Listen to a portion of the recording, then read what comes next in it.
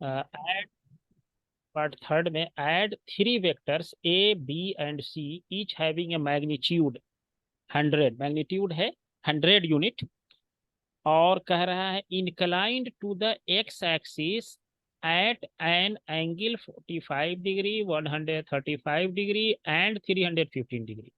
अब जब हम डायग्राम खींच देंगे तो आप लोगों को देख के ही आंसर बता देना चाहिए कितना आएगा।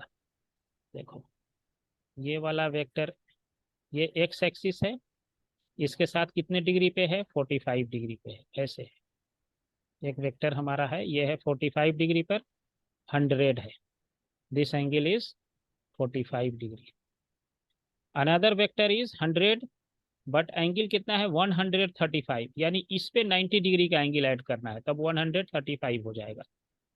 दूसरा कलर लेते हैं यहाँ से ठीक 90 डिग्री ऐड करोगे, ये भी 100 यूनिट का है, ये एंगल 90 हो गया। तो एक्स एक्सिस से ये टोटल एंगल हमारा कितना हो गया, 135 डिग्री हो गया, ये आ गया। एंड 315 डिग्री, 315 डिग्री है, 315 कहाँ पे आएगा, एक्स एक्सिस से चलना है। देखो, इसके लिए एक दूसरा कलर लेते हैं। 315 आने का मतलब है, ये यहाँ से यहाँ तक हो गया 180, और इसमें 90 और ऐड कर दो, तो ये हो गया 270 हो गया यहाँ से यहाँ तक का एंगल, और इसमें और 45 डिग्री ऐड करोगे तो ये वाला हमारा हो जाएगा यहाँ से यहाँ तक 315 डिग्री, और इसका भी मैग्नीट्यूड कितना है, 100 ही है। ओके, तीन वेक्टर मिल गया हमारे पास, एक वेक्टर इधर है 100, दूसरा इधर है 100, और थर्ड है हमारा इधर है 100। अब बोलो इसका रिजल्टेंट कितना होगा, सीधे देख के बताना है, कैलकुलेट करने की जरूरत ही नहीं है इसमें। What will be the resultant, just by see it and answer, what will be it's resultant.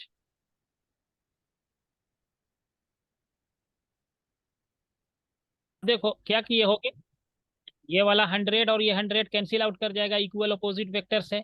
Simple देख के यही कह देंगे कि 100 और एंगल कितना है, 45 डिग्री, इसको ये वाला एंगल कहेंगे with X axis, x axis के साथ ये 45 डिग्री का एंगल, ये दोनों कैंसिल कर गया, खत्म। अब आ जाओ ये लास्ट वाला क्वेश्चन जो है, ये वाला क्वेश्चन जो है आपको थोड़ा सा प्रैक्टिस कराना पड़ेगा। Refer to figure 2E1, find magnitude, find A में निकालना है मैग्नीट्यूड, बी में X and Y component, and C angle, the angle with X axis of the resultant of O A B C and D E. पहला काम क्या करना है कि हमको सर सेपरेटली निकालना रिजल्टेंट या सबका मिला के ऐड करना है? सबका मिला के ऐड करना है। पहले देखो मैग्नीट्यूड किसका देखो इसमें क्या लिख रहा है, फाइंड ए में मैग्नीट्यूड, बी में लिखना है X and Y components, and C में एंगल विथ द एक्स, ये सारे तीनों का है, रिजल्टेंट निकालना है O A B C and D E का।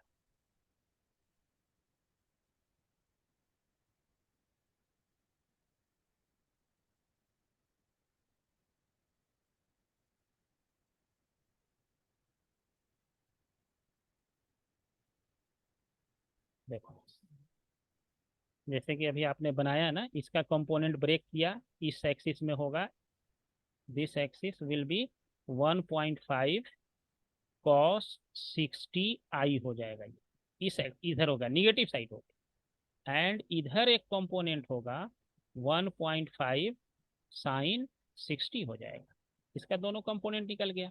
उसी तरह से आपने इसका भी निकाल लिया है, 2 cos 30 आई, और ऊपर हो जाएगा 2 sin 30 जे। अब टोटल आई कंपोनेंट यहां लिखेंगे, टोटल एक्स कंपोनेंट,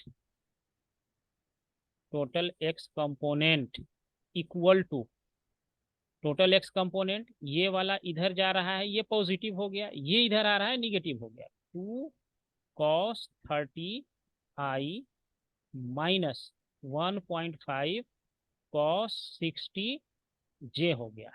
तो इसको जैसे सॉल्व किया आपने, तो वो आया आपको 0.98 आई हो गया।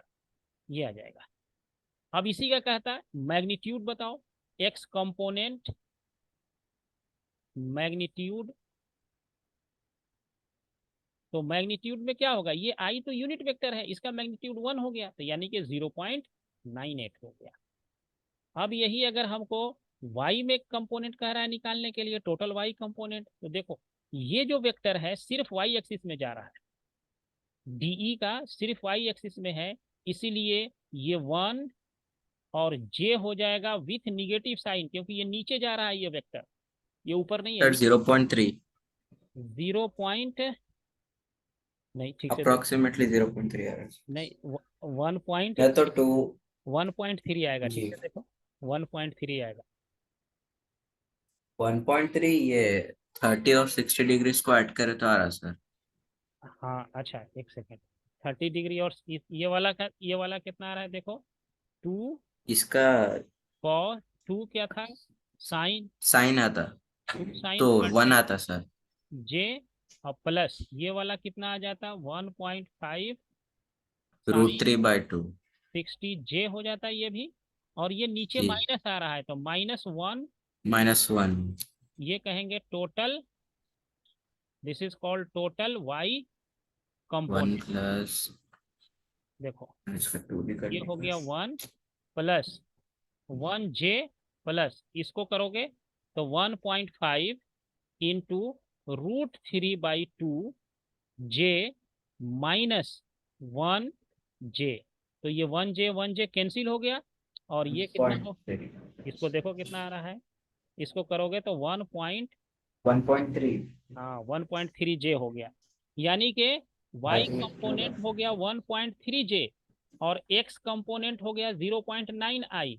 अब अगर इसका मैग्नीट्यूड कहोगे y कंपोनेंट का, तो ये 1.3 हो, 1.3।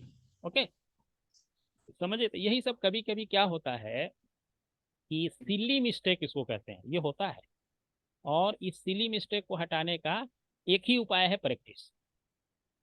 तो ये हो गया। अब कह रहा है कि इतना तो निकाल दिया आप, अब कह रहा है कि इस x कंपोनेंट और y कंपोनेंट का भी रिजल्टेंट निकालिए, यानी अब फाइनल वेक्टर जो हम लिखेंगे दोनों को, तो x एक्सिस में हमारा हो गया ये 0.98i, और y एक्सिस में हमारा क्या हो गया, ये हो गया 1.3 जे हो गया। अब इसका भी रिजल्टेंट निकालना है, यानी देखो फिजिकल मीनिंग इसका ये है, समझना है कि जब हमारे पास ये तीन वेक्टर एक्ट कर रहे हैं, O A, B C and D E, तो इन तीनों का कंबाइंड इफेक्ट क्या है, तो इन तीनों का कंबाइंड इफेक्ट जो देखोगे वो हमारा यही है, 0.98i और 1.3 जे। इसको हम कैसे समझ सकते हैं, जैसे कि देखो ये डीई है ना, इसको हम उठा करके यहां से यहां ला सकते हैं, कोई दिक्कत नहीं,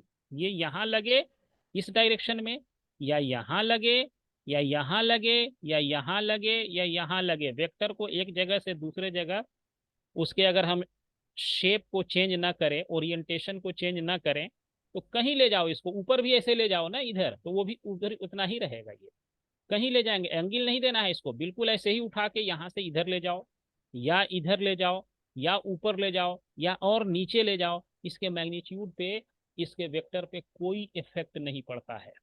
तो अगर इस तीनों वेक्टर को हम एक साथ यहाँ क्लब कर दें, तो उस क्लब करने को हम जो है देखो डायरेक्शन ऐसे भी बना सकते हैं, तीनों वेक्टर को एक साथ हम क्लब कर दें, अगर ऐसे यहाँ बी पॉइंट पे है, ये वेक्टर ऐसे है, ये मान लो यहाँ से ये 60 डिग्री का एंगल है, ऐसे तो ये 45 लग रहा है 60 डिग्री। और दूसरा वाला हम यहाँ से उठा करके यहाँ ले आए हैं इसको नीचे, ये हमारा है बी सी, और यहीं पे हमने ला दिया कि इसको डी को भी यहीं ला दिया, डी और ई कर दिया, और इसको भी उठा के ले आओ यहाँ से ऐसे, तो यहाँ से जब लाए इसको, ये जब यहाँ उस वेक्टर को हम लाए, तो ये ओ ए है, कितना एंगल बना रहा है 30 डिग्री, ये लिख दो 30 डिग्री, ये ओ ए हो गया। ये डायग्राम और ये डायग्राम दोनों सेम है, डिफरेंस ये है कि उसका जो है कि थोड़ा थिकनेस बढ़, ये स्पेस इस दोनों के बीच चेंज कर दिया गया है, वरना ये और ये दोनों एक ही है। तो अब जब ये तीन वेक्टर एक जगह यहाँ पे एक्ट करेगा इस पॉइंट पे, तो ये पॉइंट जाएगा कहाँ, इसका रिजल्टेंट क्या होगा इस पॉइंट का। तो इसका रिजल्टेंट हमने जब ब्रेक किया तो ये दो कंपोनेंट के फॉर्म में आया, एक्स एंड वाई, यही निकला। अब इस दोनों का रिजल्टेंट निकालना है। मान लो ये हमारे पास ये पॉइंट यहाँ 0.98 है, ये वाला पॉइंट हमारा ये है। इस दोनों को अगर हम ऐसे कर दें, क्लब कर दें इस पॉइंट का, तो इस पॉइंट का जो कोऑर्डिनेट होगा, एक्स का वैल्यू लिख दो 0.98 और इसको लिख दो 1.3 हो गया ये।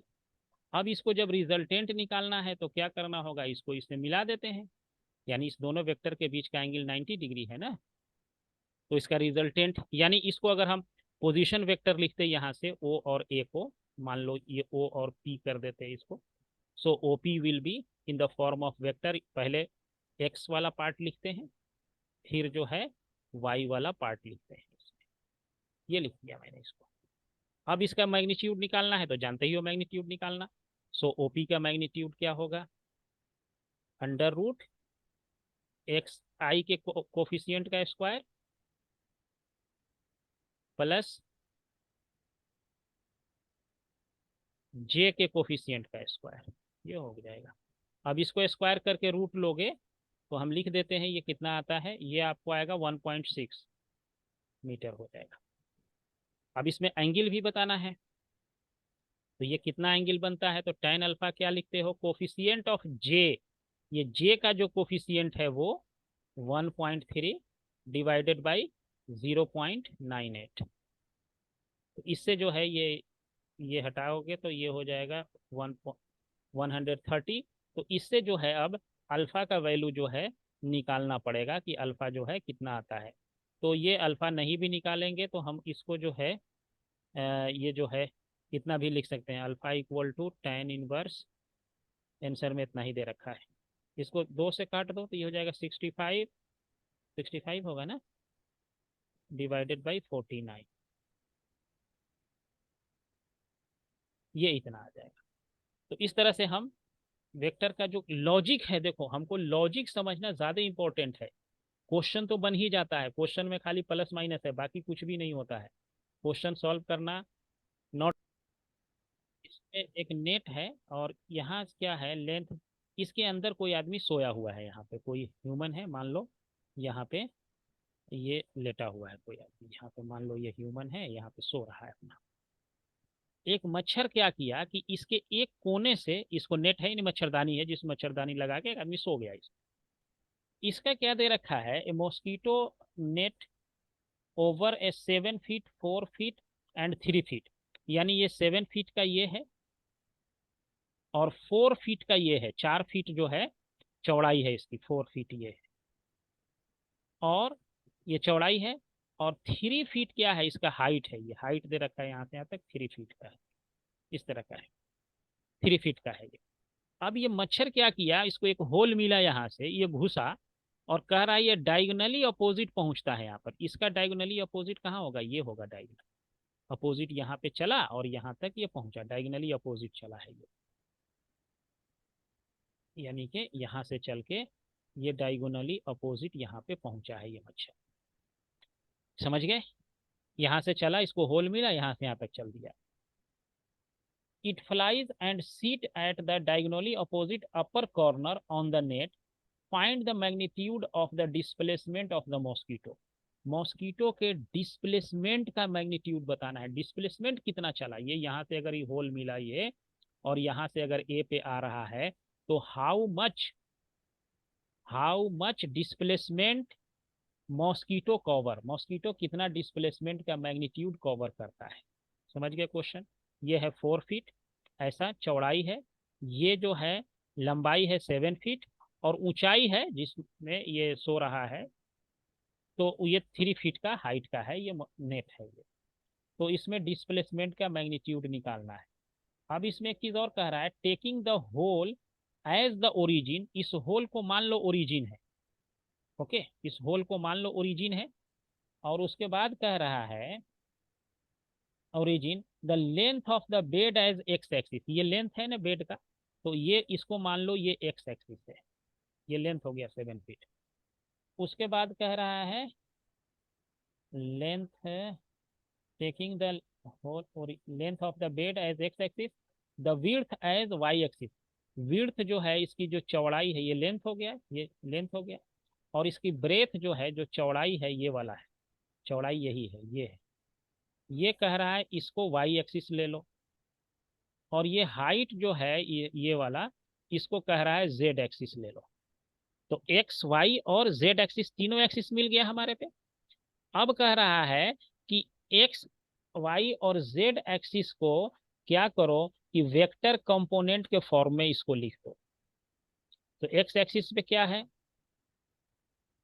लेंथ है, ये 7 है, तो सिंपल इसको लिख सकते हो 7i हो गया, 7i cap 7i cap. plus hmm 3k cap and 4j हाँ, cap 4j cap plus 3k cap. देखो क्वेश्चन k इतना cap बड़ा है, तो ये इसका हो गया पोजीशन वेक्टर, ये पोजीशन वेक्टर भी लिख सकते हो इसको। अब इसका मैग्नीट्यूड निकालना है। अभी डायगोनल का जी। मैग्नीट्यूड किस, 49 हाँ बोलो बोलो।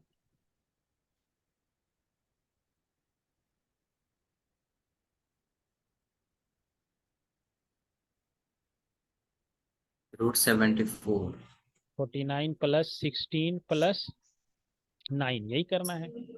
हाँ, जी √74 रूट अंडर 74 आ गया, ठीक है। तो देखो क्वेश्चन कितना इंटरेस्टिंग है, मॉस्किटो से लेकर के इसको जो है ऐसा चला दिया है। ये H.C. वर्मा का ही क्वेश्चन है ये भी, H.C. वर्मा। ओके, तो इसी तरह से एक दो क्वेश्चन और है जो हम भेजेंगे, अभी इसमें है आपको 5-6 क्वेश्चन और है। 5 क्वेश्चन और कम से कम आपको बनाना पड़ेगा, तो वो पांचों बन जाएगा आप सब, अब कोई भी दिक्कत नहीं है, सारे क्वेश्चन सब बना लोगे। तो इसको हम जो है फोटो खींच करके आपको